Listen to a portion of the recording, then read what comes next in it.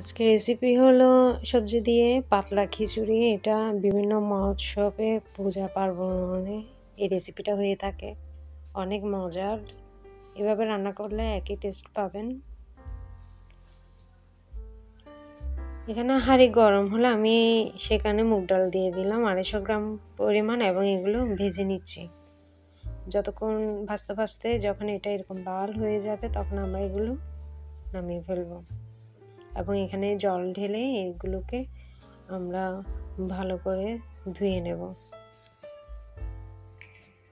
ধুতে ধুতে বলে নিচ্ছি, যারা নতুন তারা আমাদের চ্যানেলে সাবস্ক্রাইব করুন আর পাশে থাকা বেল আইকনটি বাজিয়ে দিন নিত্য নতুন রেসিপি পেতে। এখন আমি হাঁড়িতে পর্যাপ্ত পরিমাণ জল দিলাম এবং এখানে অল্প বুটের ডাল নিয়েছি, ধুয়ে সেগুলো দিয়ে দিচ্ছি। এরপর আমি মুগ ডালগুলো যেগুলো ধুয়ে রেখেছিলাম সেগুলো দিয়ে দিচ্ছি। এখানে ডাল আর চাল যদি একই সেম হয় তাহলে টেস্টটা ভালো হয়। আর এখানে আমি বুটের ডালটা এক্সট্রা দিয়েছি, আপনারা চাইলে কমিয়ে দিতে পারেন। আর এখানে আমি সবজি নিয়েছি, আলু, মিষ্টি কুমড়া, গাজর কেটে ধুয়ে রেখেছি, এগুলো দিয়ে দিলাম এবং এগুলো থেকে যে ফেনাটা বের হচ্ছে আমি ফেনাগুলো ফেলে দিচ্ছি আর একটু নেড়ে দিলাম এবং 3টা আমি তেজপাতা নিয়ে এগুলো ধুয়ে ছিঁড়ে দিয়েছি।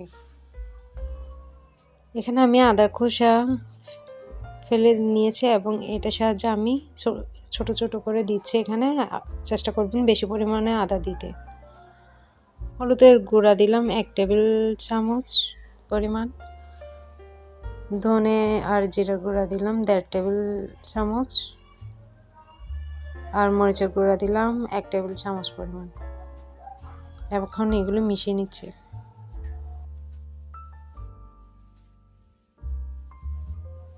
এখানে লবণ অ্যাড করছি স্বাদ অনুযায়ী, এরপর আপনারা চিনিও অ্যাড করতে পারেন, চিনি বা গুড়। আমি চিনি গুড় অ্যাড করছি না। দেন এগুলো মিশিয়ে নিচ্ছি।